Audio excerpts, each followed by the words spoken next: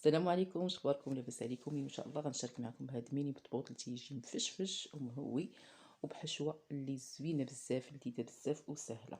اول حاجه تناخذ واحد الاناء تندير فيه معلقه كبيره ديال خميره الخبز، معلقه كبيره السكر سنيده، وكاس الفينو، وتنزيد 2 كيسان ديال الماء بطبيعه الحال يكون الماء دافي، وتنخلط الكل مزيان حتى تفاعل ليا الخميره ديالي. وغادي نغطي عليه بلاستيك غذائي ونخليه يرتاح واحد 10 ديال الدقائق.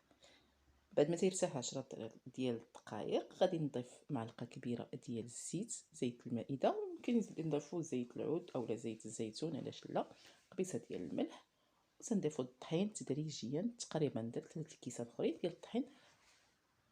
ممكن نضيفو حتى الدقيق الكامل، يعني الدقيق الكامل، دقيق القمح، وتنجمعو العجينه ديالتنا حتى تتماسك وتكون عجينه مدلوكه مزيان بطبيعه الحال، ما جارياش وما تتلصقش في اليد، يعني ما قاصحاش وما جارياش. المهم اننا ندلكوها مزيان كما تشوفوا معايا، وغادي نغطيه مره اخرى بواحد البلاستيك غذائي حتى يخمر او يضاعف الحجم ديالو كما تشوفوا معايا.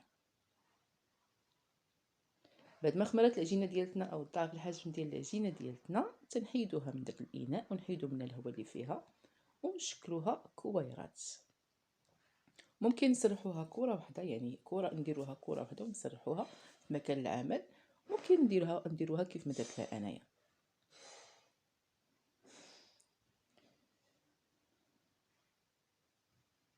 وغادي نجيب واحد شويه ديال الدقيق كامل اولا الفينو، وتنجمع به العجينه ديالتي، تنشكلها كويرات بحال هكا كما تشوفوا معايا،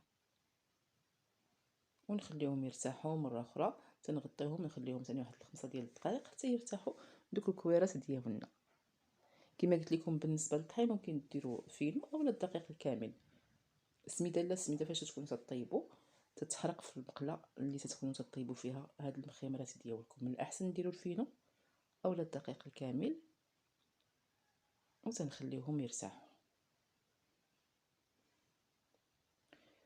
من بعد غادي نسرح العجينه ديالتي كما تشوفوا معايا باش ما تلصق ليناش في مكان العمل. تنضيفوا شويه ديال الطحين وغادي نطبعوها اما بالكاس اولا اي قطعه عندكم، والقياس اللي بغيتو نتوما، بغيتوهم كبار اولا صغيورين، مربعين اولا اي شكل بغيتو، يعني تيبقى لك بنفس الطريقه ونفس القياس، يعني القياس اللي بغيتو نتوما تتحكموا فيه والشكل كذلك. هذيك العجينه تتشيط لينا غادي نكركبها وغادي نخليها، يعني ما نعاودش نسرحها، غادي نخليها. بعد ما كملت الكميه ديالتي كامله غادي نغطي عليهم نخليهم حتى يخمروا، يعني حتى تيضاعف الحجم ديالهم باش يجيونا مهوين ويجيونا يعني طالعين منفوخين وخاويين من الداخل. تناخذ مقله غليظه تنطيب المخيمرات ديالي عادي، يعني تنطيبوهم من شي حتى تيشوفوا بشدوا مراسو، وتنقلبوهم وتيبداو يتنفخوا المخيمرات ديالنا وتيجيو مهوين اكيد من الداخل. هو الاهم انهم يكونوا مهوين من الداخل وخاويين.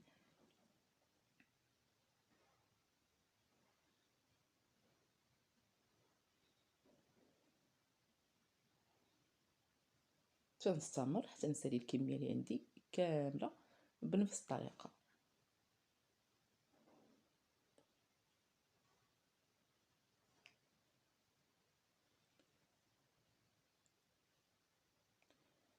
وبالنسبه للحشو غادي ناخذ واحد الاناء درت فيه ضريس ديال الثومه، ورقه سيدنا موسى، واحد التقطيعه ديال البصله، وشويه الملح، وغادي ندير صدر ديال الدجاج اولا صدر ديال البيبي ونخليه حتى يتسلق ليا في هذا الماء هذا اولا في هذا الخليط هذا. بعد ما تيتسلق تنقطعوه رقيق، تنقطع 2 معالق كبار ديال الزيتون الاخضر، واحد الطريف ديال الكورنيشون تنحكوه،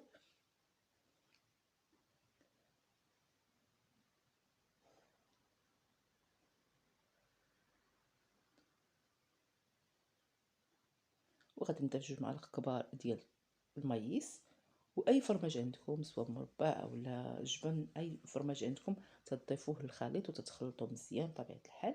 وغادي نضيف واحد القبيصه الملح وشويه ديال الابزار، يعني قليله شويه حتى رويس المعلقه، ونخلطوا الكل. بعد ما تنساليو الكميه ديالتنا ديال البطيبطات تنحلوهم من الوسط كما تشوفوا معايا. تيجيو مهوين وخاويين من الوسط، يعني خاويين مهوين ما فيهمش البابه. هذه هي الطريقه الناجحه. تنعمروا المخيمرات ديالنا اولا البطيبطات ديالنا بهذا الشكل. تتجي واحد الحشو اللي لذيذ. ممكن تضيفوا الخس حتى هو اولا اي حاجه بغيتو تضيفوها، الطون، خيزو محكوك حتى هو تضيفوه لهذا الخليط، تيجي لذيذ وتيجي هائل.